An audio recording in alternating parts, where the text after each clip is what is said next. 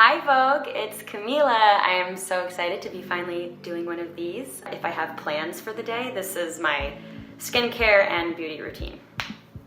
All right, let's dive right in. So my first step is always, of course, to wash my face. I like to use Tracy Martin Purifying Cleanser.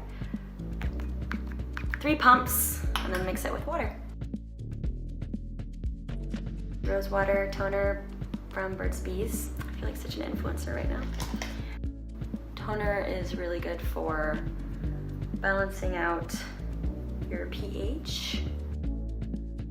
Next step is serum. I use Walm Young's Inner Glow Moisturizing Serum. This brand was introduced to me by Prabal Gurung, who took me to the Met last year. And I feel like every time I work with him, he always sends me Walm Young products, so that's how I heard of them, and I've fallen in love. I haven't always been a skincare girl, but I also never wore that much makeup before Riverdale, and just before being a working actress, so now I feel like this urge to learn more about my skin because I need to compensate for all the makeup that I wear on set. So obviously I had good skin when I wasn't clogging my pores, but now it's a 15-hour day of clogging pores, so I'm learning a lot. Lily teaches me a lot. Lily, my co-star, she teaches me a lot about skincare. She's like an expert, so I definitely go to her a lot for advice. So after serum, while that's setting, I kind of like to use a little beauty roller. After massaging my face, going for the moisturizer. Recently started using Renee Rouleau Skin Recovery Lotion. I guess not everybody presses their moisturizer in. Nikeo! It's a quinoa depuffing and firming eye cream. I find that my eyes get really puffy, especially if I'm like doing a scene on set where I'm crying a lot or something. I'll wake up the next morning with really puffy eyes. My eyes definitely don't take well to intense crying. I don't think anyone's does, but. Madelaine Petch, who plays Cheryl on the show, has an insane ability to just, like, a tear will just fall out of nowhere. It's like, I mean, not out of nowhere, but it's just so impressive how it's just like that perfect tear streaming down the cheek. She just like blinks her eyes and she looks so beautiful. I'm like, God, I wish I looked that pretty when I cry. I just keep staring at this thing right here and I just can't wait to cover it. My first step, True Skin Radiant Priming Serum by Ilia Beauty. The serum will help get that glow and bring it out after applying foundation and stuff. And it's also a priming serum, so it helps the makeup stick. I like to use a beauty blender to apply foundation, and the foundation I use is, of course, Ilia Beauty True Skin Serum Foundation. After foundation, I put on concealer. For the eyes, I blend it in immediately, and then when I go to cover blemishes, I kind of let the product dry first, or just kind of set, so that when I do go to blend it, it's a little bit thicker, if that makes sense. Oh, my little blemishes.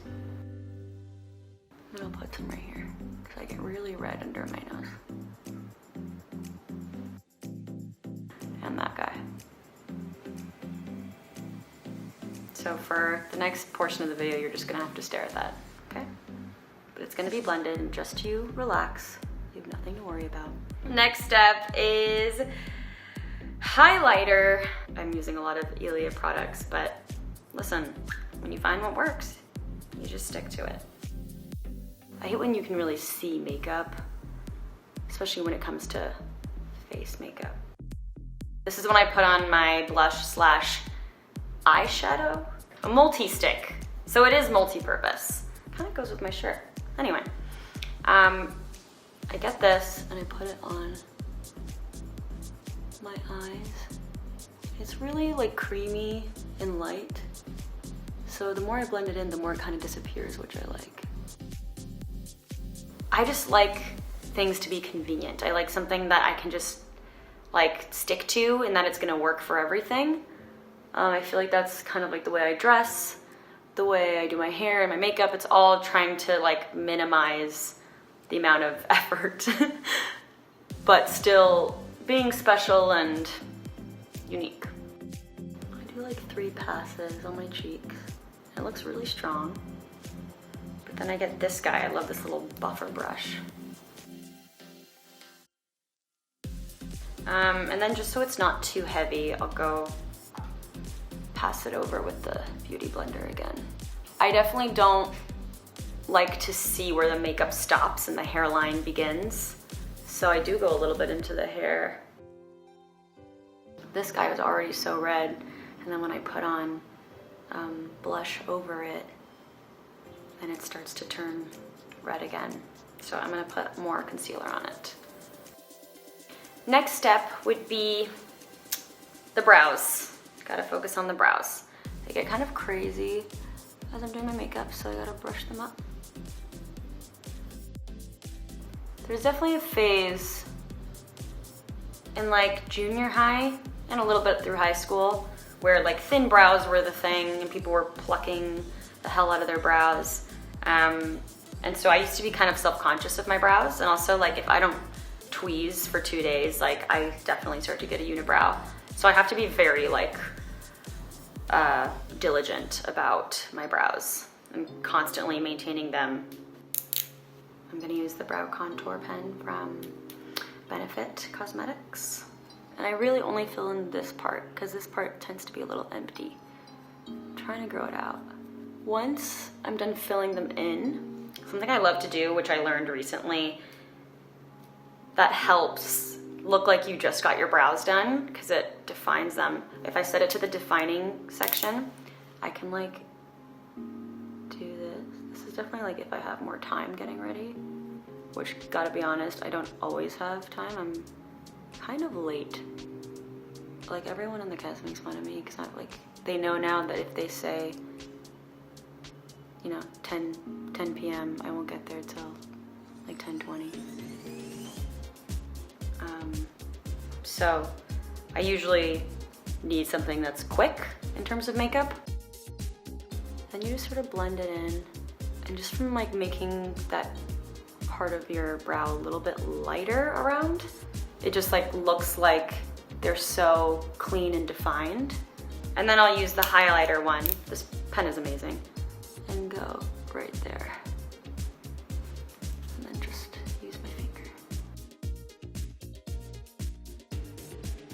One final brush up now that they look like I just stepped out of a brow bar. This is the Get It Together eyeshadow palette. Get it together. I take a little bit and then I just like wipe it up here, as you can see. I wipe it off. It's like eyeliner, but I don't want it to look like eyeliner and I don't want it to look like it's there. It's almost like I just want to like bolden my lash line on the bottom. I feel like there's always one side that's a little harder where you like just don't get the angle as good. I never went through a dark eyeliner phase or anything like that, but I definitely went through like a seam phase.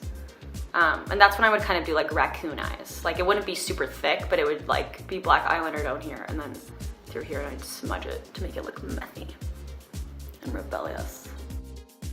Now I'm gonna curl my lashes. The Shiseido Eyelash Curler. I'm very particular about mascara. I feel like I need something that's really gonna give me like a defined feathery look. I don't like it when mascara is too heavy and clumpy. I want it to look like I'm wearing no mascara. I like to use just enough where you can see like the lashes through your eyelids, if that makes sense. That's really all that matters to me. I just want them to be longer. Tight line mascara for my bottom lashes. I'm really OCD about defining my bottom lashes because it just feels weird to have them like be the only naked thing on my face. Like they need to have something just a little bit. And this is really light, and it's a tiny little guy, so it's easy to reach the top of your lashes. And it's so subtle. It's like I notice it more than anyone else will, but that's all that matters. I think this would be the point where I would blend in this guy. Let's see how he's doing.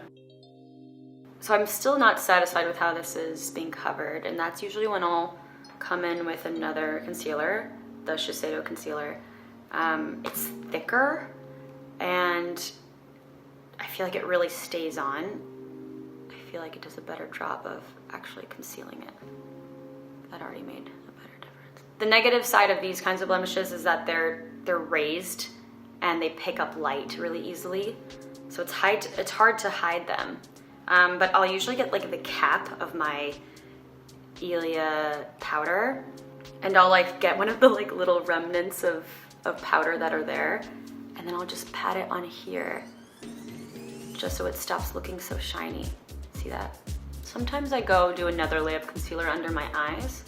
I feel like they look fine right now. And it's always like, I still want to look human, you know? I don't want to look like I've been airbrushed. I don't want to lie to people and say that I get a lot of sleep, because lately I haven't, so. Lily always makes fun of me and says I have a mirror face, but everyone has a mirror face. I feel like mine, I just kind of like, I become like vacant and lifeless. I just look like there's like no personality inside. It's like, I don't know what that is. I alternate between this Charlotte Tilbury Glowing Gen lipstick or this Pat McGrath one, which is a little bit more of a nude. Let me see which one I'm gonna do today. I love like smudging in my lips. It just makes it look like your lips are fuller without like overdrawing them or anything. I don't have big lips. But I'll tell you one thing, I'm never getting them filled. And this is my official announcement of that. I feel my most beautiful when I'm really taking care of myself, mentally and physically. When you're overworking yourself, or when you're putting too much on your plate, making your schedule too packed with things to do, then you become the last priority in your life, you know? Like everything else is important, but you're ignoring yourself. My last step of the process is just spraying the Tatcha Dewy Mist on my face. Just like, it's really light, but I think after all the powder, it's nice to kind of give a little bit more dewiness again. And then a little spritz of Daisy by Marc Jacobs. I've literally been using it since high school. Well, thanks for watching, Vogue. This has been really fun and interesting. I've learned a lot about myself through this experience. And I hope you learned some things too. Probably not, because it's pretty basic what I do. Till we meet again. Bye.